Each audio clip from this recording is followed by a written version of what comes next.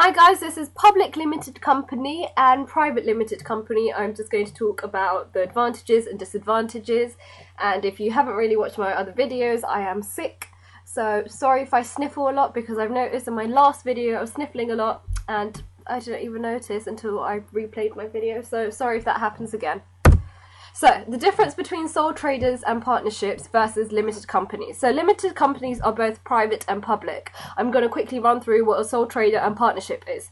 So, a sole trader is an individual who runs his or her own business, who's self-employed, such as a plumber, a builder, hairdresser, makeup artist. So, basically, that's when you create your own business. If you've got a special talent and you want to create a job out of it, then you're basically a sole trader. You're doing things on your own. You can start your own business on your own, basically. A partnership is two or more people that start a business together. So like solicitors, dentists and accountants. So for an example, like Sam and Smith solicitors, they're basically a partnership because it's usually like two people.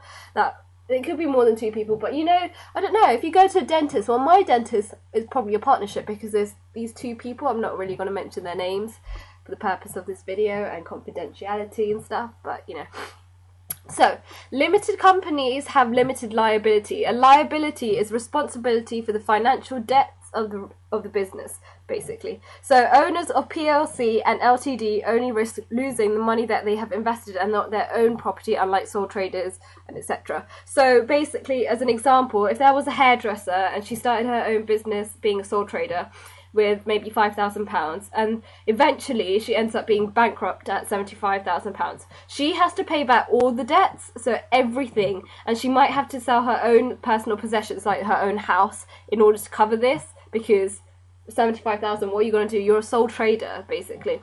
But if it was a limited company, the hairdresser would only lose the £5,000 of share capital that she actually had to start with in the business, and not this extra bankrupt debt, so of 75,000 basically. Number 2 is owned by shareholders. The more shares, the more control that the individual has over the firm and company. So public limited companies and private limited companies both have shares. With private limited, you only sell these to like your family, your friends. I think it's less than 2,000 shares that you can have. Whereas public limited companies, you sell it on the stock exchange market, so anyone, even I, could buy stock, like part of a share of the business, basically. Even you could. So private limited companies, so to note, they should always end with LTD or limited. If they've got a limited in their name, they are like a private company. So if it was John and Jackson's Dentistry Limited sort of thing, then they're probably a private limited company. So advantages of a private limited company. Before I run through these, let me quickly run through the same things. They cannot sell their shares to the public, so they can only sell it to people that they know. Shares cannot be listed on the stock exchange markets. They can't sell it without the agreement of other shareholders, and they're usually small companies. And remember that even public companies could be small and private companies could be big, but usually, just make sure you use the term usually, they're usually small companies. And they have to publish accounts and they disclose information, but not everything. They don't have to tell everyone everything about their business, unlike public limited companies. So advantages: you won't lose more money than you invest in the company, so your home won't be taken away, like the example that I used about the hairdresser and how she had to sell her house possibly because of the 75,000 debt. Shares are sold to the family and friends, which raises money for the business. So usually you sell shares in order to get more money for the business to buy, I don't know, equipment and stuff like that. So if someone dies, it doesn't take effect of running the business. This is like sole traders. If you're like your own individual person, or partnerships basically, seeing as there's one person or there's two people, if someone dies, if one of you guys dies, or if you're only like a sole trader, then what happens to your business? You're dead. Like, no one really owns the business because it's your business basically. Disadvantages: they have to share their profits by paying dividends to the shareholders. With private limited companies, you're only giving your profits to your family and friends, so I don't think it's that much of an issue really, and it's usually less compared to public. You can't sell your shares on the stock exchange market, which is bad because you can't generate even more money or more capital, because because you're a private limited company, you can only do it with family and friends and like close people like owners and stuff, and it is quite expensive to set up, so your startup costs are pretty much high.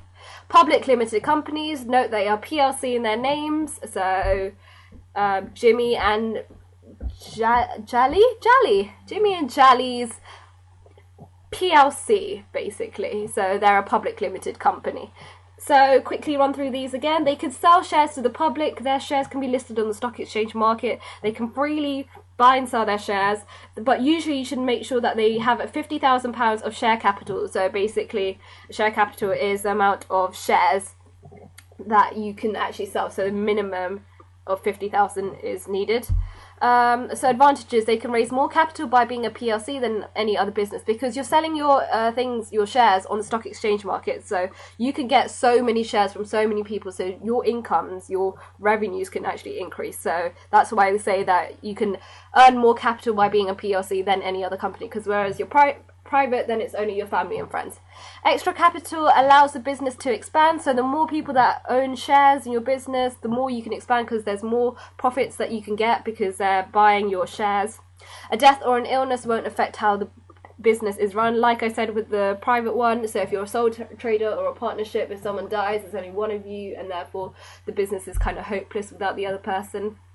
Disadvantages, it's a lot more expensive to set up because it's a public limited company, so usually they're like larger companies. Another thing to note, they have to publish and make available full and detailed accounts. So basically they have to publish everything, like their financial records. So competitors, so if I was maybe I don't know, if I was Coca-Cola and I was a public limited company, for example, I'm not too sure if they're a public limited company, I think they are, but like even Pepsi could see my financial details, where I'm spending my money, all these things that should be kept private, but seeing as I'm a public limited company, I have to inform everyone, so I have to publish these detailed accounts. They have to pay dividends to their shareholders too. So like with private limited companies, you have to always pay your shareholders dividends. So dividends is like income for your shareholders, so the percentage of the share that they sort of have, they have income basically.